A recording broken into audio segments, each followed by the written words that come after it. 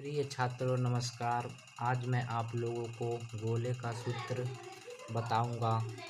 पहले मैं आप लोगों को बता दूं कि गोले का सूत्र बहुत इजी होता है। मतलब हाई वाला गोला नहीं, जो मैं आप लोगों को वृत्त का क्षेत्रफल बता रहा था, ये वाला गोला नहीं होता है। जो एक गेंद की तरह गोला होता है वो गोला होता है। जो गेंद की लंबाई चौड़ाई ऊंचाई सब होती है वो वाला, ठीक है। इन्हें कि आप लोग समझ लीजिएगा कि कोई वृत्त का क्षेत्रफल ज्ञात करने के लिए बता रहा है, लेकिन ये नहीं, वृत्त का क्षेत्रफल नहीं, गोले का क्षेत्रफल। गोले का क्षेत्रफल और वृत्त बहुत अंतर होता है। मान लीजिए कोई गोले का, इस गोले बना लेते हैं, एक कस लें, बहुत ढीला हो गया है, ठीक है। तो सबसे पहले मैं आप लोगों को भाई मान लीजिए कोई गोला है, ठीक है। भाई गोले का क्षेत्रफल ज्ञात करने के लिए बता रहा हूँ। एक गोला है, इस तरह से गोला है, कोई गेंद है मान लीजिए। इसका सूत्र क्या होता है, सबसे पहले ये जान लेते हैं। गोले का संपूर्ण पृष्ठीय क्षेत्रफल होता है 4πr²। बहुत ईजी होता, खाली आप लोग इतना याद कर लेंगे तो बहुत ज़्यादा है। ये गोले का संपूर्ण पृष्ठीय क्षेत्रफल है, ठीक है। और गोले का संपूर्ण पृष्ठीय होता है, पृष्ठीय क्षेत्रफल होता है। और बात जब आती है आयतन की, गोले का आयतन होता है 4/3 πr³ होता है। मैं सॉरी, यहाँ पर क्यू रहेगा, स्क्वायर नहीं होगा क्योंकि इस त्रिविमी है ना, लंबाई चौड़ाई ऊंचाई सभी है इसमें। तो ये होता है गोले का आयतन, ये होता है। शॉर्टकट में बता रहा हूँ, आप लोग नोट करते जाइए। चलिए अब सही हो गया, यहाँ पर हो गया ना। इतना बस आप लोग जानेंगे तो सब काम बन जाएगा, ठीक है।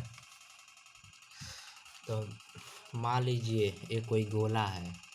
अगर इस गोले की त्रिज्या केंद्र से लेकर परिधि तक की दूरी अगर 7 सेमी दे दिया तो इस गोले की पूरी संपूर्ण पृष्ठीय क्षेत्रफल आप लोग ज्ञात कर सकते हैं। क्योंकि मैं ट्रिक बनाया हूँ। सबसे पहले ट्रिक के माध्यम से आप लोग एकदम ट्रिक के माध्यम से शानदार तरीके से संपूर्ण पृष्ठीय क्षेत्रफल उतार लीजिए। उसके बाद 4, कोई चिन्ह नहीं तो गुणा का चिन्ह। पाई के मान तो मैंने आप लोग पहले ही बता दिया था, 22/7 होता है,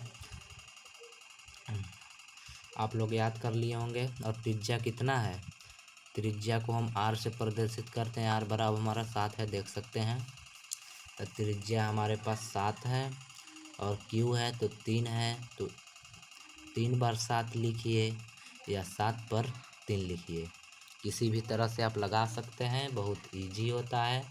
एक साथ से एक साथ कट जाएगा तो 4 दूना 8, 8 गुणे 7 गुणे 7, तो 7 में जब इसमें गुणा करेंगे तो 7 सते 49, 49 के ने हासिल लगल 4, तो 7 सते 49, 49 4 इतना, कितना 49 4 इतना, तो 7 9 63, 63 के 3 हासिल लगल 4 और 7 त्रिकी 21, 21 4, 21 4 तो हो जाएगा हमारा 35, 25, 21 4 25 हो जाएगा, हासिल लगा 2, 5 7 35, 35 2 37।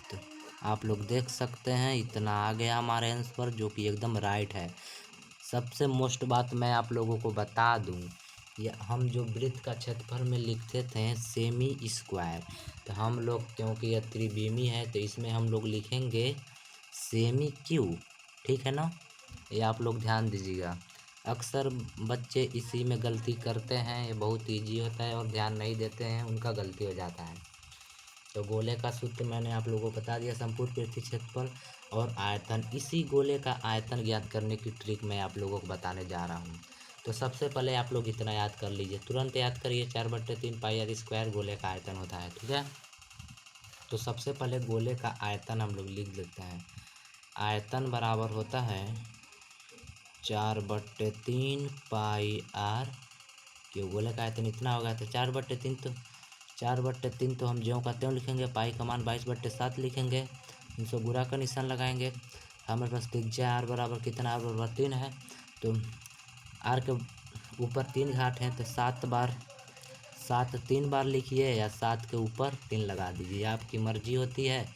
1 से इतना काट दीजिए 7 से 7, जब इसमें गुणा होगा तो 88 आएगा। 88/3 7। मैं आप लोगों को बता दूं, ये जो 7 है इसको गुणा करके यहाँ पर भी लिख सकते हैं, किसी भी तरह से, आपकी मर्जी होती है इसमें, ठीक है। जब हम लोग इतने इसमें गुणा करेंगे तो आएगा हमारा 500, इतना आएगा। और जब हम लोग इतना में 7 से गुणा करेंगे, मतलब इतना में 7 से जब गुणा करेंगे तो हमारा आएगा 375, 3 इतना। यहाँ पर क्या लिखना है आप लोग बताइए, स्क्वायर लिखना है कि क्यों लिखना है, तो आप लोग सही जवाब दिए, यहाँ पर क्यों लिखना है, तो इतना हो जाएगा आयतन। आयतन भी बहुत ईजी होता है, आप लोगों को शानदार तरीके से समझ में आ गया है। उसके बाद से हमारा होता है अर्धगोला। अगर मान लीजिए ये कोई पूरा गोला है, अगर मैं इसको यहाँ पर से काट दूँ, मतलब केंद्र से जाना चाहिए कट, हमारा चाकू जो होता है गरमा के काटना पड़ेगा, बहुत हार्ड होता है, कटेगा नहीं जल्दी से। तो यहाँ पर कट गया हमारा, तो इतना हमारा हो गया, इतना गोला हो गया। तो इस गोले का क्षेत्र बहुत इजी होता है, इस गोले का संपूर्ण पृष्ठीय क्षेत्रफल निकालना बड़ी इजी होता है।